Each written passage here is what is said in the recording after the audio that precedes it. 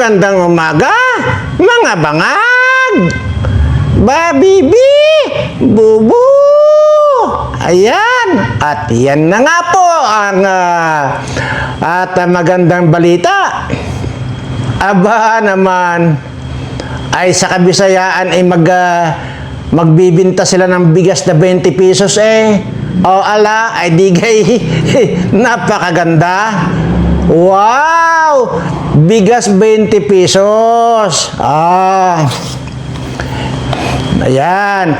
Ito, lighter. Wow! Lighter. Ayan. Si Kiko nga bugok. Ito, Kiko. Didi. Wow, Dodo.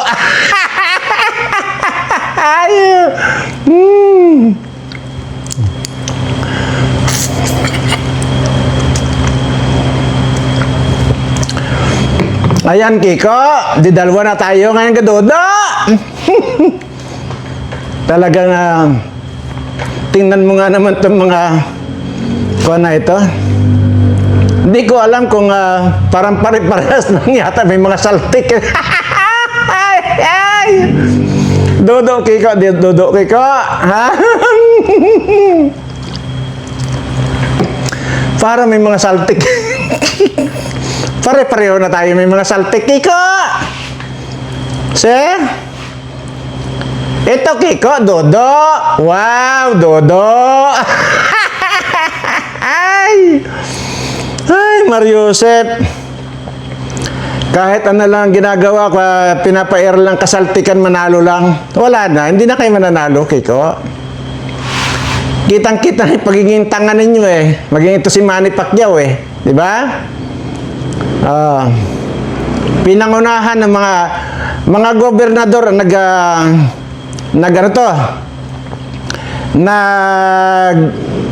meeting. Yan. Para doon sa 20 pesos na bigas. Wow! Ay, Mariusep, talaga rin naman. Hindi ko maarok sa aking isipan kung anong pinaggagawa ng mga saltik na ito. Palibasa talagang walang alam kundi ang magbangag at saka magdodo. Ito, Dodo. Kiko, ito Dodo. Wow, Dodo!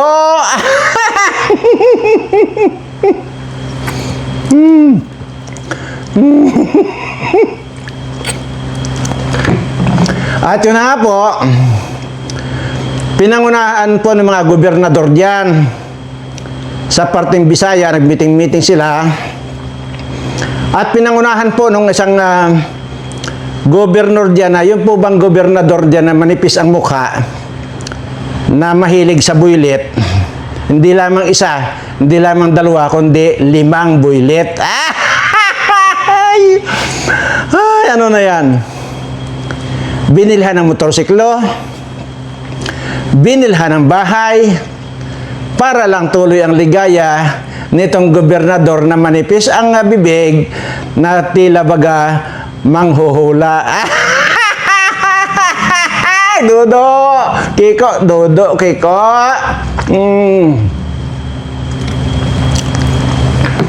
Ala, ito na naman ko na ay talagang mapapangiwi ka na lang talaga pagka inintindi mo itong mga kwan ito. Itong mga kandidato ng alyansa ng bagong lipunan na may mga saltik talaga. Ay kung hindi ba naman may mga saltik, isipin mo, bagamat nabanggit ko na ito, ay babanggitin ko lang ulit. Si Abalos, pumunta sa palengke, nagdampot ng isang bangos, nilapa niya nagaragumo pa yung buto-buto ng bangos, kawawang bangos. Nilapa niya ng hilawang gago. Tapos ito si Kiko, yan, dagat daw. Wow, dagat. Ito, Kiko, ito ay Dodo. Wow, Dodo.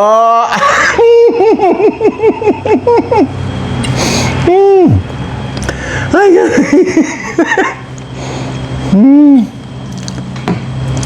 Imaginin mo kasi kasaltika na ito. Hindi lang yan eh. Kung si Abalos kumain ng hilaw na bangos, itong si Kiko, ipot ng manok, binalot niya sa dahon ng saging, sa kanya nilapa. Wow, Kiko, ipot. Talagang hindi ako makagit over dito sa mga ito, sa mga saltik na ito. Ewan ko. But sana hindi nilang ako sinilang sa mundo para hindi ko nakikita ang pagiging saltik nito mga politiko ngayon. Ay, grabe talaga, no? Ay, nako. Anyway, at bago tayo magpatuloy, ay ito muna. At para matanggal yung pagiging saltik ninyo, na? Ay, nako.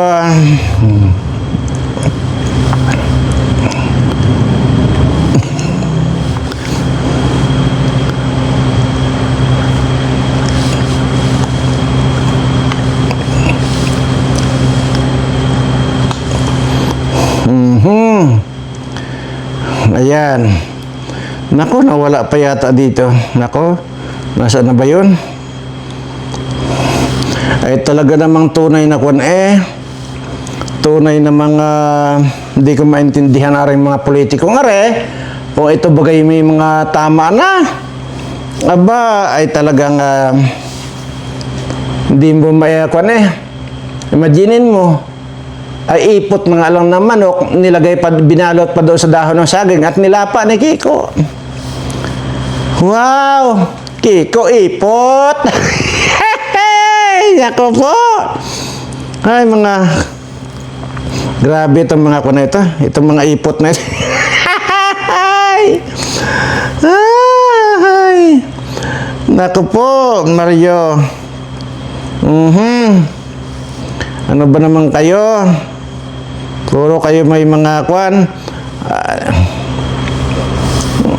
saan na ba yung na ito? Yung ating papatugtugin dito? Nawala na.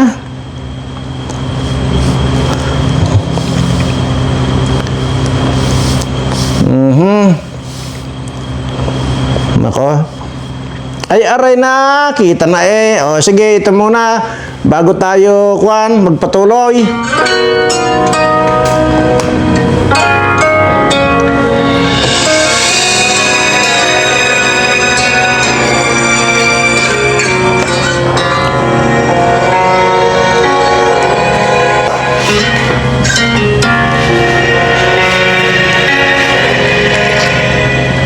Ang bayan ko silang aking mahal, aking tangan.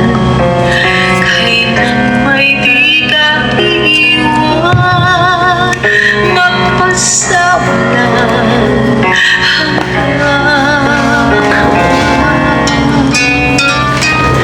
pagtangis at pagkukusan ng bayan kong sinisita. Araw-araw ay dalangin, layan ka pa Sa akin.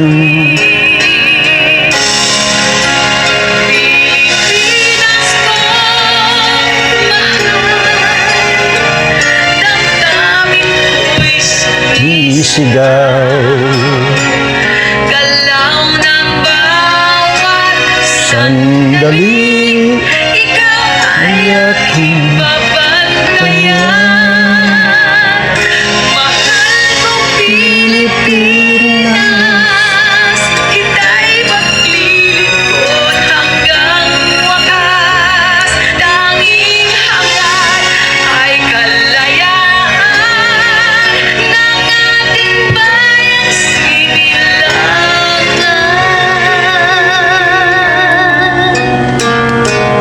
Ang bayan ko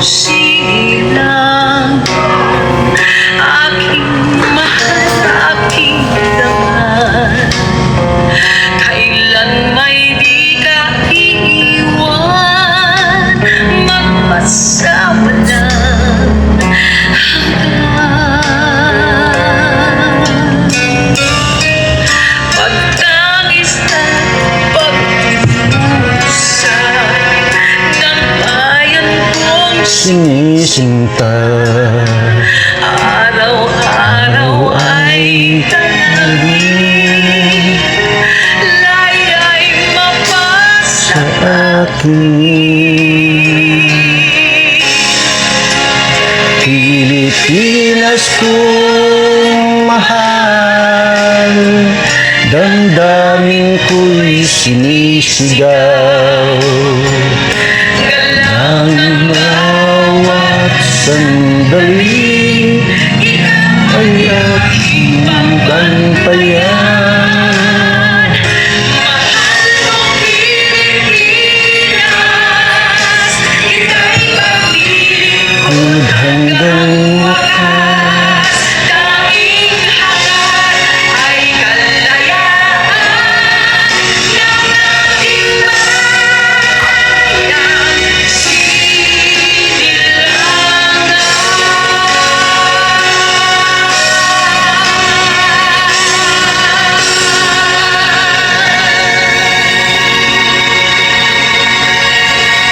Okay, napakagandang awitin ito. At talaga namang tago sa kuan. Tago sa bunbunan ni Bato de la Rosa. At sana tumagos din sa bunbunan ng mga bangag itong kantang ito at talaga namang tunay na mga madamdamin. Sana nga lang makonsensya na itong mga bangag na ito at huwag na magbangag. Kaya naman, parang kuwan na ito eh. Parang kumbaga, ano yun? Damay-damay na ngayon yung mga bangag. Kagaya itong nasa harapan nyo. Di ba't matatawag na rin bangag? Bangag ito. Ha? Kiko? Kiko, ito, Dodo, Kiko. Dodo, Kiko. Wow, Dodo.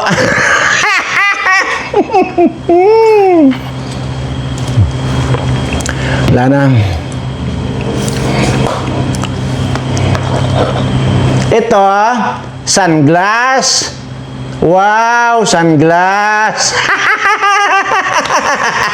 Ay, nako, ewan ko.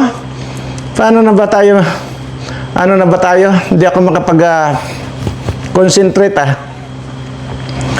Anyway, sige po. At bago tayo tutungo dito sa ating serious na pag-uusapan, ay nais ko munang ipaabot siyempre or iparating sa aking mga subscriber itong aking mapagpalang pagbati sa inyong lahat. Saan man po kayo naroroon, sa abroad man po o kahit nasa loob po kayo ng kuiba, ay gusto kong maipaabot ang mapagpala kong pagbati sa inyong lahat. At sana manawari ay mailayo kayo sa lahat ng uri ng kapahamakan. At siyempre mailayo kayo dito sa mga mangbubudol na mga politikong mga kawatan pa. Ayan, at yun na po yung pag-uusapan natin. Yun pong 20 pesos na bigas ay toto pa rin na po. Kaya lang doon sa Kabisayaan. Nangyari na po yan nung nakaraan di ba? 20 pesos daw na bigas ko no. Tama. Kaya lang wala pang isang araw isinara na nila. Papaano nagyabang para lang masabi na natupad yung kanyang pinangakong 20 pesos. Kung hindi ba naman talagang ang laki ng mga kaltog sa ulo itong mga ito. Gaya nito. Yun nga, nag-usap-usap yung mga gobernador. Pinangunahan nga po nitong gobernador na manipis ang bibig na mahilig sa builit na para bang ito. Ito yung mga mga manghuhula. Minsan mangkukulam na rin yung ganyan. Tingnan nyo itsura niyan. Parang aswang. Diba? Ito Kiko, Dodo. Wow, Dodo.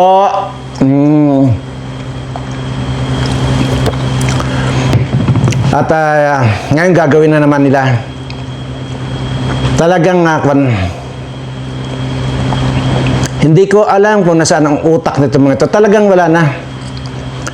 Hindi pa man nanganganib pa man yung bagay, nararamdaman natin yung climate change At kitang-kita na, pag maging dito sa mga politikong ito, apektado ng climate change. Pati yung mga utak nila, di ba? Nag-climate change na rin, apektado ng climate change. Oh. Kay Abalos na yan, saka dito kay Kiko. Kitang-kita nyo na. Saan ka nakakita ng pupunta ka lang, basta pupulot ka ng bangos at lalapain mong hilaw? At itong si Kiko, binalot pa niya yung, ay nako, nakadiri. Ito Kiko, Dodo, wow, Dodo. Tapos ito na naman ang ibubuto natin. Isa rin itong Pacquiao na ito. Yang Lito Lapid na yan. Nako, yan, sinasuto na yan, sinalakson na yan. Yan yung gumawa ng concurrent resolution number 10 na kung saan ay certification na lang isasabit, wala na yung maresibo. Sa totoo lang, hindi kayo nakakalata. Ito yung mga totoong nagpapahirap sa bayan. Bakit? Itong si Lito Lapid. Huwag na natin pag-usapan yung sahod niyan. Kasi ang sahod lang yata ng senador 300,000. Pero malaking bagay na yun, ha? Pero, bawat taon yan, may mga ano yan, tawag dito. Tinanggal nga ni President Duterte yung mga pork barrel, pero sa iba naman nila ginamit. Iniba naman nila. Pork barrel pa rin. Mayroon pa rin yan sila sa tigwa 100 million. See? Plus ito ngayon na kagaya dyan lang sa Akwan, din sa Kongreso. Imagine mo itong mga congressman na pumirma doon sa mga sa impeachment ni Sara, 150 million. Napakalaking pira. Kung ginamit dito sa ating mga mahihirap na kababayan, wala sana nagugutom nating mga kababayan. Wala. Kaya lang, sila lang talaga ang nakikinabang. Ito yung mga lisensyadong mga kawatan. Ito yung may mga lisensya para pagnakawan ang taong bayan. Kaya kung gusto niyo makuan, kung kayo ay may dugong kawatan, pasukin nyo ang politika. At yan ang inyong lisensya na para magnakaw ng pera ng bayan.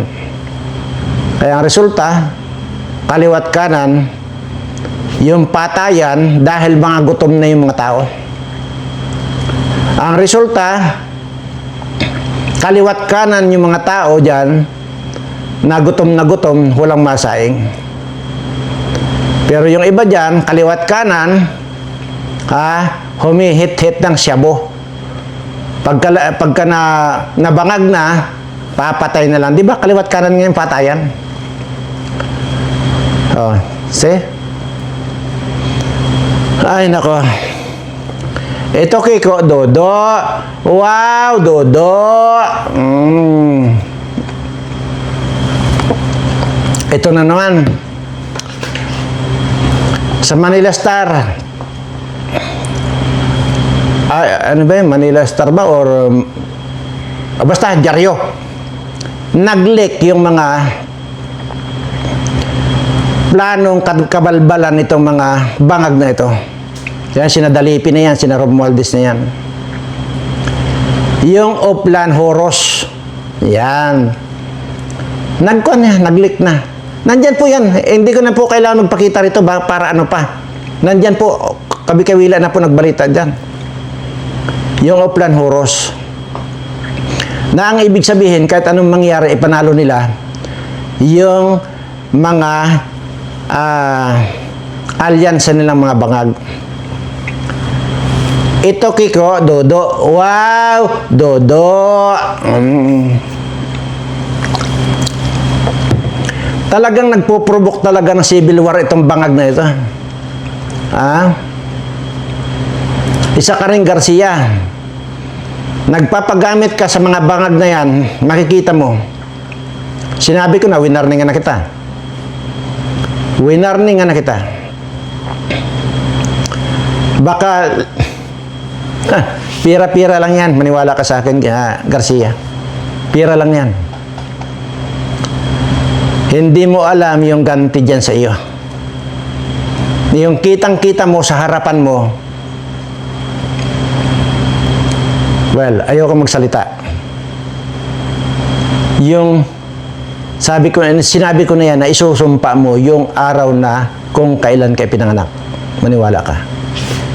At dito naman sa Upland Horos ng mga bangag na mga malalaki ang bayag na ito,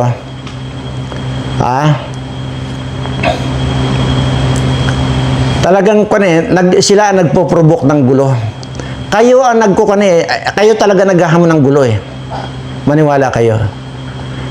Hindi ba kayo ang talagang kayo ang promotor ng kawatan, kayo ang promotor ng kaguluhan. Sigurado ako itong ginagawa ninyo, civil war ito. Maniwala kayo sa akin. Ito, Kiko, Dodo. Wow, Dodo.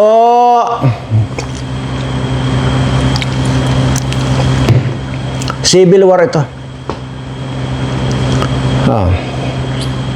Imaginin mo, inumpisahan nila kay Inumpisahan nila kay Camille Villar.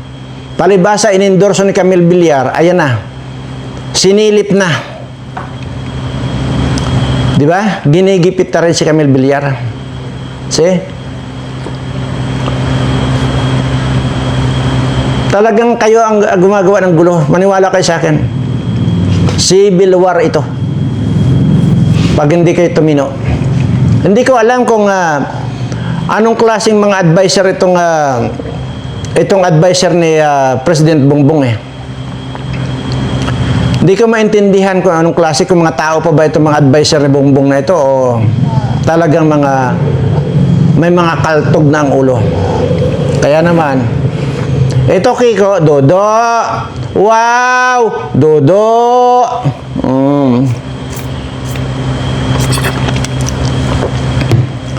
Kaya ngayon, umaarangkada ngayon si Lucrecia. Nagpapakitang gilas kasi natutunugan na niya, papalitan na siya eh. Hinahanapan na ngayon ng kapalit. Kaya lang ngayon, umaarangkada. Tinira na niya si Villar para lang makarangkada siya. Siyempre, magpapakitang gilas siyang kay Butod. Ay, nako, Diyos mio. Okay lang na, magtitira kayo ng kawalang hiya ng isang tao, pero hindi mo naiintindihan na Lucrecia, yung tungkol dyan sa rice tariffication na yan. Yun ang hindi mo naiintindihan.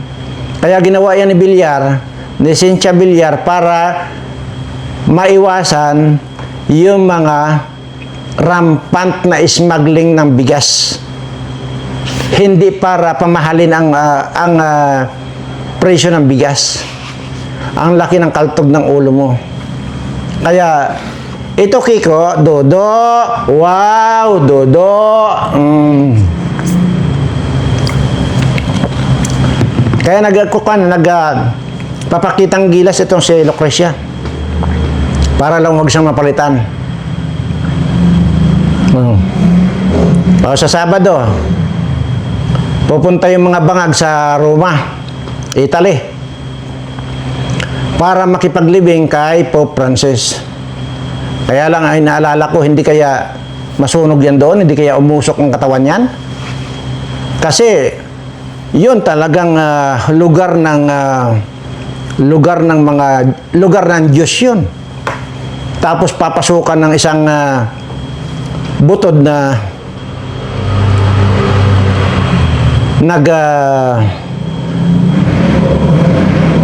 humingi ng extended parliamentary immunity at napatunayang nag-positive. So, ibig kong sabihin dito ay pupunta sila doon sa bahay ng Diyos, tapos papasok sila ron. Ang inaalala ko, baka kaya umusok yung katawan nila. Hindi kaya? Kaya, ito Kiko, Dodo. Wow, Dodo.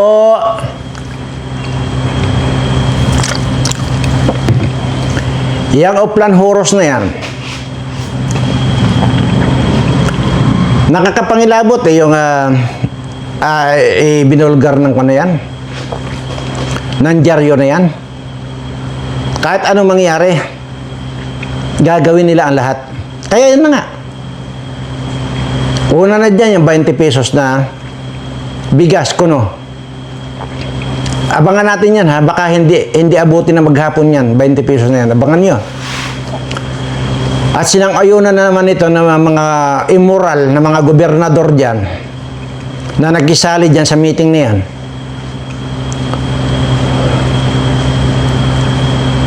Hindi nila makontra-kontra. Paano? Ang laki rin ng lagay ng mga dipungal na ito. Bagay, pagka malaki ang lagay, baka magdadagdag pa yung gobernador dyan na manipis ang bungang, manipis ang bibig, na para manghuhula. Baka dagdagan pa niya yung 5 buwilit niya.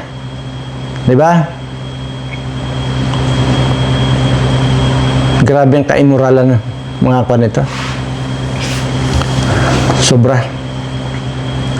Ang ginagamit ninyong pera sa pagiging immoral ninyo, pera ng taong bayan, pera namin. Lalo na ako, laki ng binabayaran ko ng buwis. For your information. Kaya, party ako noong mga pera ang kinukulimbat ninyo na ibinabayad nyo sa inyong mga kaimuralan. Ang kakapal ng pagmumukha ninyo. Hindi na kayo matunaw. Tapos, papasukan pa ng may mga saltik at may mga kaltog din ang ulo. Ngayong 2025 ay ito Kiko, Dodo. Wow! Dodo!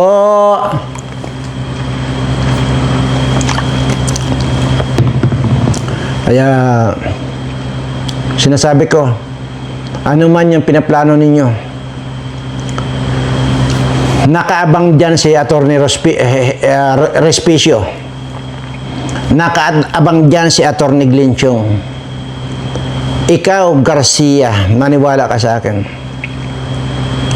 Wag na wag. Ibalik mo yung ibinayad sa iyo. Maniwala ka sa akin. Kung gusto mo lang ng pera, pumunta ka sa akin, hindi pera ang ibibigay ko sa iyo. Mas may halaga pa sa pera itong ibibigay ko sa iyo. Hayaan mo lang na maging maayos. Hayaan mo lang na yung totoong boto ang lalabas at hindi yung imamanipulan ninyo. Yun lang sa akin. Ngayon, ino-operan kita. Ilagay mo sa ayos, ilagay mo sa totoong boto. Huwag yung manipulahan ninyo dahil sinabi ko na sa iyo. Uulit-ulitin ko sabihin sa iyo. Dahil pagdating ng panahon, pagka nandoon ka na, nakasalang ka na, tapos nandoon ako sa harapan mo, ipapaalala ko sa iyo itong sinabi kong ito, na kapag ka pumayag ka sa kagustuhan ng mga bangag na ito, pagsisisihan mo yung araw kung kailan ka pinanganak. Malay natin, baka nandun ako, ipapaalala ko siyan, lalo kang hahagulhol nun. Maniwala ka. Ibigay mo, total may sweldo ka naman, ibigay mo yung totoong boto, huwag yung minanipula ninyo. Ito yung tamang panahon, ito yung tamang oras na para baguhin natin ang Pilipinas. Ito yung tamang panahon para linisin na natin itong mga basura ng mga politikong ito. Kaya huwag ka na magdagdag pa sa basura. Wala nang mapaglagyan ng basura. Punong-puno na yung dump site. Kaya huwag ka na magisali. Mas gugustuhin mo yung kagaya kay Andres Bautista na walang kalaya-laya? Aba,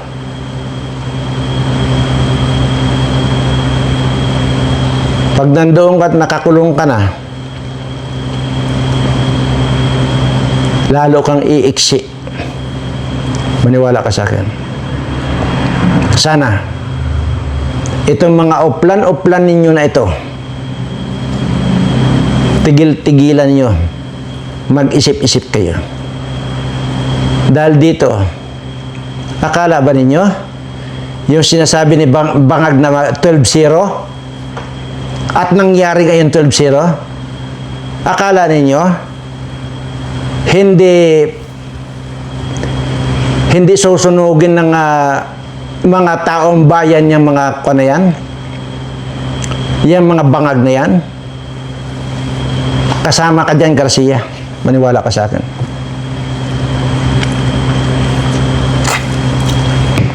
Kaya pinapaalalahanan lang kita. Yan yung uplan na huros ninyo. Eh, paano naman yung kontra uplan huros? Yung uplan sugod naman, paano? At sinugod kayo dyan, kinuyog kayo. Yung bawat isa sa inyo, o yung bawat tao na po kahawak sa inyo, yung pitikin lang yung tainga ninyo, mamamatay na kayo. Tandaan niyo yan. Sa dami niyang pipitik sa tainga ninyo. Dahil pag ako pa nga nakaabot sa inyo, wala nang pitik-pitik. Kiko, ito Dodo. Wow, Dodo.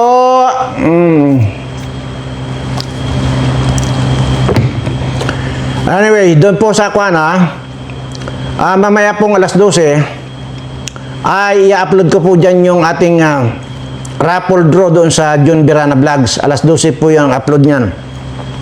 So pagkatapos nyo po manood dito ngayon, manood po kayo doon sa John Birana Vlogs, baka isa po kayo sa mabunot ng tigsa 10,000 piso. Dalawa po yung ating bubunutin diyon ng tigsa 10,000 piso. Kaya nga po, yung hindi pa po nakapag-subscribe doon sa John Birana Vlogs, mag-subscribe na kayo. Pagkatapos nyo mag-subscribe, screenshot ninyo yung katibayan ng kayo na pag-subscribe, i-send nyo sa Tarik Hasan Mersana Messenger para sa ganon ay pag na-receive yan ng sekretary ko, lilista ng pangalan nyo, ilalagay sa timba at doon may chance na kayong mabubunot sa 10,000 piso at saka doon sa mega draw natin, mega raffle draw natin na kung saan ay 1.5 million po ang magiging premyo doon. Yan po, at pangsamantala yan po muna ating gagawin. At habang nag-aantabay tayo dito sa mga saltik na ito, iba na po yung nakikinikinita ko. Gulo po ito. Dahil dyan sa nag-leak na yan na dokumento na yan na uplan huros daw. Ibig sabihin niyang uplan huros, tao dito yung kung sa bagyo pa, pinadapa lahat ng bagyo yung yung mga tanim dyan o ano pa, yun, uplan huros. Ibig sabihin, itong mga kalaban, itong mga DDS candidates, padadapain nila sa kahit na anong pamaraan. Kung ano man pamamaraan nila, sila na nakakalam doon. Kaya sinasabi ko nga po rito, pag natupad yung sinasabi ni Bangag na 12-0 ang resulta ng botohan, maniwala kayo sa akin, civil war ito. At pag hindi na nga ako nakatiis dyan, kaya nga panay-panay yung pag-formulate namin dito ng kwan, Victoria's Secret. Dahil pagka talagang kinakailangan ng isaboy ko dyan, isaboy ko na para matudas na itong mga animal na ito. Wala na wala na tayong pag-asa. Kaya ito, Kiko, Dodo. Wow, Dodo.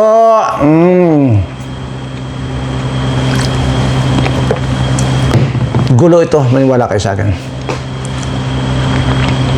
Anyway, Yun naman po, wala ako sa mood talaga dahil ang dami-dami yung nakikita diyan sa mga balita diyan, lalo na sa mga social media. Grabe. At maging diyan sa Channel 7, di ba? Mayroon lang diyan. Pinatay na lang, nilagay sa tabing kalsada, di ba? May binaril. Saan pa? Kaya kayo mga magulang ha, yung mga anak ninyo, maniwala kayo sa akin, kung estudyante pa yung mga anak ninyo o nagtatrabaho na, ihatid ninyo doon sa sakayan. At pagka pauwi naman, instructionan nyo yung mga anak ninyo na pauwi na siya at abangan nyo sila doon sa kung saan sila bababa. Wala na pong kasiguraduhan ngayon ang panahon. Noon nga lang, di ba? Kaupo lang ni Bangag. Yung katatapos na architect, babae po ito. Katatapos lang niya sa pagiging architect. At pangsamantala, namamasukan sa bilang call center. Ang pasok niya, alas 5 ng madaling araw. So, alas 4 umalis sa bahay nila.